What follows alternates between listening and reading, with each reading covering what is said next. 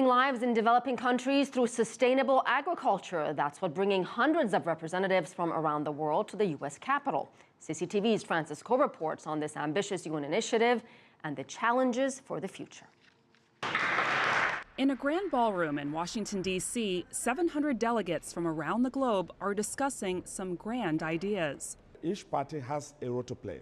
Among those leading the way is Festus Akinfesi, Chief of South-South Cooperation for the UN's Food and Agriculture Organization. The idea behind the initiative is to create mutually beneficial relationships among developing nations in the Southern Hemisphere. By sharing knowledge, technology, and resources, they help create sustainable infrastructure in all. You are actually building on what already exists in other countries. This display at the expo shows just a fraction of what the South-South cooperation has achieved. Now, this is one example. It's a technique that China has introduced to developing countries in which fish and rice grow at the same time.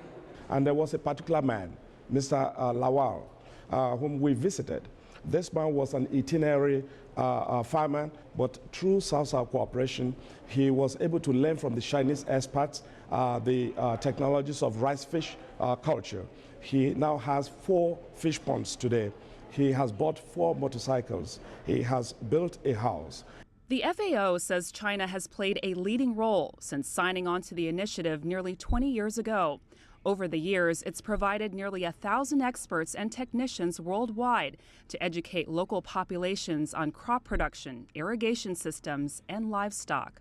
The future is bright through this type of collaboration. We need to explore ways of expanding the partnerships. China also provided a big boost in 2008 when it donated $30 million to support developing countries. The FAO reports 25 nations have benefited so far. Globally, China has been able to lift out 680 million of its citizens out of poverty, which is, and also it's been able to feed more than 20% of the world's population. And China's benefit extends further. In terms of sharing experiences with the countries, in terms of testing what it has already developed in its own country. China has pledged an additional $50 million for South-South over the next 5 years. Akinfesi believes China can set the tone and pace so more nations get on board. It's not about a rich country providing for the poor country. It's not charity. We also look at what has not worked and why they have not worked and how can we make correct those mistakes. And that is what makes the difference. Francis Ko, CCTV, Washington.